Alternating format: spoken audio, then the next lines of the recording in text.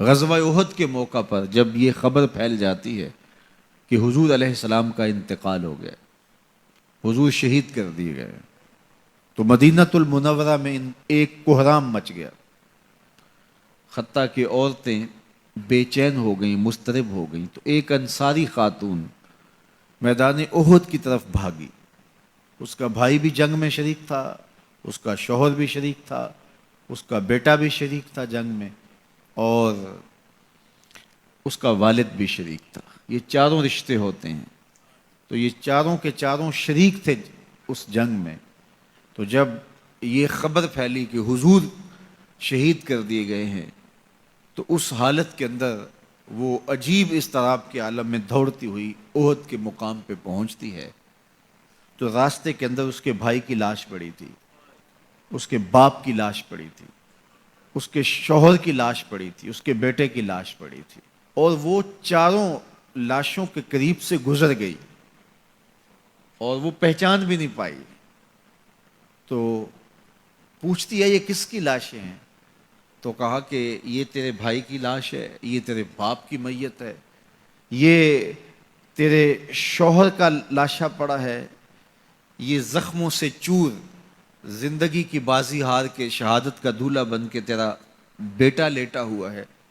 تو وہ کہنے لگی کہ مجھے یہ بتاؤ میرے حضور کیسے ہیں، مجھے یہ بتاؤ میرے حضور کیسے ہیں۔ تو لوگوں نے کہا کہ حضور خیریت سے ہیں۔ تو کہا مجھے چین نہیں آئے گا جب تک حضور علیہ الصلوۃ والسلام کو دیکھ نہیں لیتی۔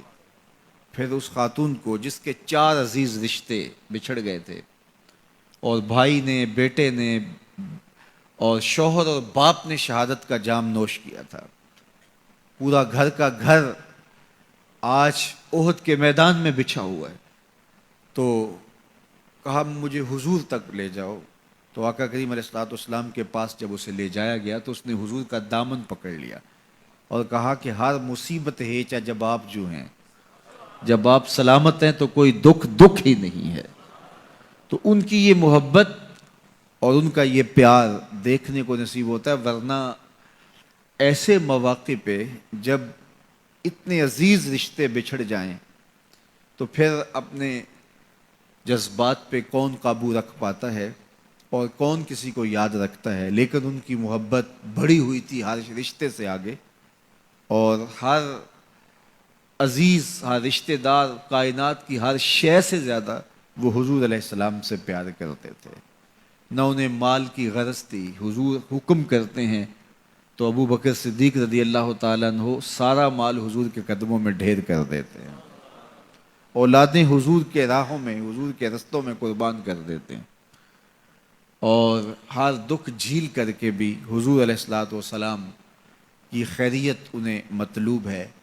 اس کے لیے جو بھی قربانی دینا پڑے وہ اس کے لیے اپنے آپ کو آمادہ پاتے ہیں۔ تو یہ میرے حضور علیہ السلام کا پیار تھا، یہ حضور کی محبت تھی جو جیتے جاگتے انسانوں کے سینوں کے اندر موجود تھی۔ جیتے جاگتے انسان تو کسی سے پیار کرتے ہی کرتے ہیں، لیکن کائنات نے یہ منظر نہیں دیکھا ہوگا کہ جانور بھی کسی سے پیار کریں۔ حضور علیہ الصلوۃ والسلام کے گھر میں ایک پرندہ تھا۔ امام احمد بن حنبل نے اپنی مسند میں لکھا ہے کہ حضور جب گھر پہ ہوتے تو ایک کونے میں بیٹھ کے حضور کو تکتا رہتا، اور جب حضور گھر سے باہر تشریف لے جاتے تو مضطرب ہو جاتا، کبھی چھت پہ، کبھی دیوار پہ، کبھی کسی گوشے میں، کبھی کسی گوشے میں۔ جب حضور دوبارہ گھر تشریف لاتے تو سکون سے ایک کونے میں بیٹھ کے حضور کو دیکھتا رہتا، اس کے دکھی دل کو قرار آ جاتا۔